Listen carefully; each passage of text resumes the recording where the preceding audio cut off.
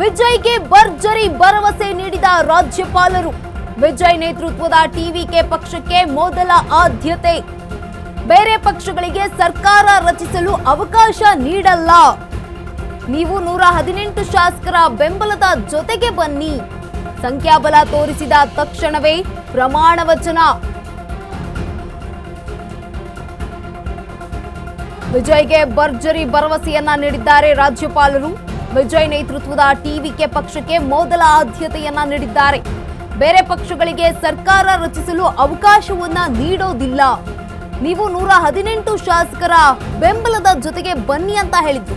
ಸಂಖ್ಯಾಬಲ ತೋರಿಸಿದ ತಕ್ಷಣವೇ ಪ್ರಮಾಣ ವಚನ ಅಂತ ಕೂಡ ರಾಜ್ಯಪಾಲರು ವಿಜಯ್ ಅವರಿಗೆ ಹೇಳಿದ್ರು. ಇನ್ನು ಬಿಜೆಪಿಗೆ ಮಾಸ್ಟರ್ ಸ್ಟ್ರೋಕ್ ಕೊಟ್ಟಿದ್ದಾರೆ ವಿಜಯ್ ಅವರು.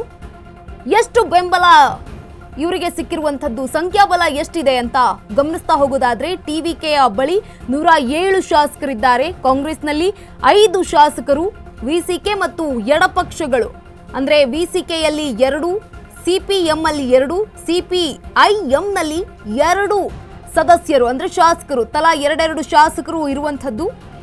ಒಟ್ಟಾರೆಯಾಗಿ 118 ಶಾಸಕರು ಇದ್ದಾರೆ. ಈಗ ಈ ಒಂದು 118 ಸಂಖ್ಯಾಬಲದಿಂದ ವಿಜಯ್ ಅವರು ಸರ್ಕಾರವನ್ನ ರಚಿಸಲಿದ್ದಾರೆ.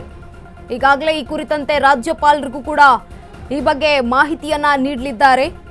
ಇದಕ್ಕೂ ಮುನ್ನ ಹೇಳಿರುವಂತದ್ದು, ವಿಜಯ್ ಅವರಿಗೆ ರಾಜ್ಯಪಾಲರು ಬೆಂಬಲವನ್ನ ನೀಡಿದ್ರು.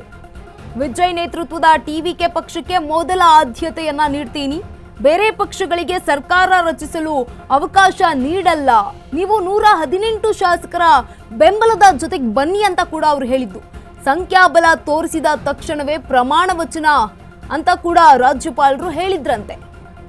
ಅದೇ ರೀತಿಯಾಗಿ ಈಗ ತಮಿಳುನಾಡಿನಲ್ಲಿ ಈಗ 118 ಸಂಖ್ಯಾಬಲವನ್ನ ತೋರಿಸಿದ್ದಾರೆ ವಿಜಯ್ ಅವರು.